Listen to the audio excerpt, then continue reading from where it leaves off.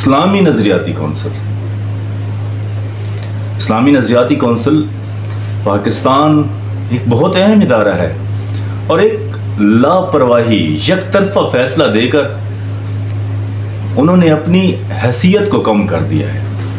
السلام علیکم ورحمۃ اللہ وبرکاتہ۔ انجینئر محمد علی مرزا، دور حاضر کے محقق، ایک ایسے انسان جنہوں نے اپنی زندگی اللہ اور اس کے رسول صلی اللہ علیہ وآلہ وسلم کے لیے وقف کی ہوئی، آج ایک آزمائش سے، ایک کٹھن امتحان سے گزر رہے ہیں۔ جس سسٹم کو، جس نازیبا سسٹم کو انہوں نے للکارا اور امت کے باشعور لوگوں نے اس آواز کو لبیک کہا، آج ان پر آزمائش کی گھڑی ہے۔ تفرقہ باز ملاؤں کا ایک گروہ اپنے اپنے فرقے کو بچانے کے لیے جو کافی دنوں سے راہ تلاش کر رہا تھا، جو سوچ رہا تھا کہ کس طرح انجینئر صاحب کو چت گرایا جا سکے، آج ان کے اوپر چڑھ دوڑنے کا ان کو موقع مل چکا ہے۔ ایک لفظ جو انجینئر صاحب نے فقط تعلیم کے لیے کہ اسلام میں کتنی ٹالرنس ہے، کہ یہودی اور عیسائی نبی صلی اللہ علیہ وآلہ وسلم کو سچا نبی نہیں مانتے، نبی ہی نہیں مانتے، اور اس میں کون سی دوسری رائے ہے؟ اگر وہ آپ صلی اللہ علیہ وآلہ وسلم کو نبی مانتے تو کون سی چیز مانے تھی کہ وہ اسلام قبول نہ کرتے؟ کون سی چیز آڑے تھی کہ وہ اللہ اور اس کے رسول صلی اللہ علیہ وآلہ وسلم پر ایمان نہ لے آتے؟ نبی اکرم صلی اللہ علیہ وآلہ وسلم پر اگر عیسائی اور یہودی ایمان نہیں لاتے تو وہ آپ صلی اللہ علیہ وآلہ وسلم کو سچا نبی نہیں مانتے، اور نبی تو دور کی بات، وہ آپ وسلم کو نبی ہی نہیں مانتے۔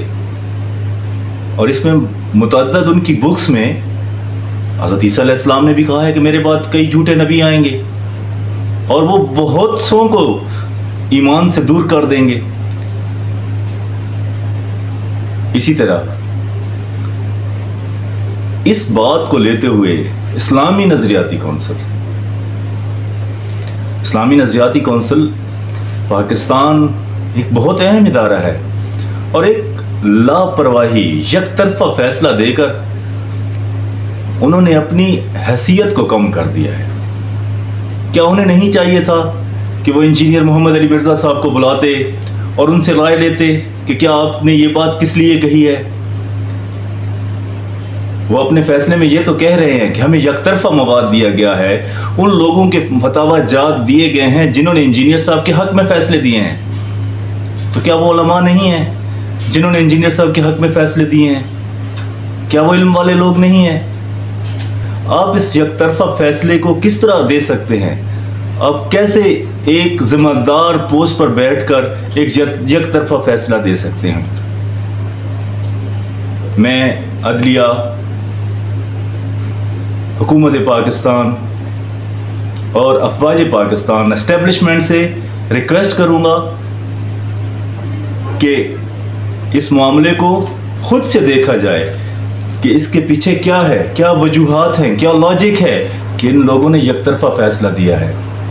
کیا اس کے پس پیش وہی انجینئر صاحب کی تعلیمات جو ان کی دکانوں کو بند کر رہی ہے، جو انہوں نے جھوٹی کہانیاں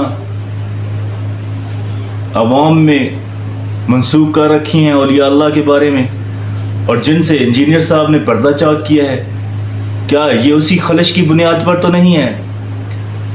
یا یزیدیت، ناسبیت کی جو دکانیں انہوں نے کھولی ہوئی ہیں، اس کی نسبت ان کی طرف تو نہیں جاتی؟ تمام ارباب اختیار کو اس بات پر سوچنا ہوگا۔ اگر کسی محقق کے ساتھ اس طرح کا رویہ، اس طرح کا جانبدارانہ رویہ اختیار کیا جائے گا تو حق بات کل کون کہے گا؟ اس ملک میں کیا حق بات کہنے والے کے ساتھ ہمیشہ یہی ہوتا رہے گا؟ وقت کو بدلنا ہوگا۔ اور یہاں میں ایک بات کہنے سے بالکل اعتراض نہیں کروں گا کہ انجینئر صاحب کے طالب علم روحانی طالب علم ہیں، وہ ایک فرقوں سے آزاد ہونے والے لوگ ہیں، جو فرقوں سے ٹوٹ کر نبی اکرم صلی اللہ علیہ وآلہ وسلم اور اللہ رب العزت کی ذات سے منسلک ہوئے ہیں انجینئر صاحب کی تعلیمات کی وجہ سے۔ تو وہ صرف اور صرف انجینئر صاحب کی تربیت کی وجہ سے خاموش بیٹھے ہیں، اس کو ان کی کمزوری نہ سمجھا جائے۔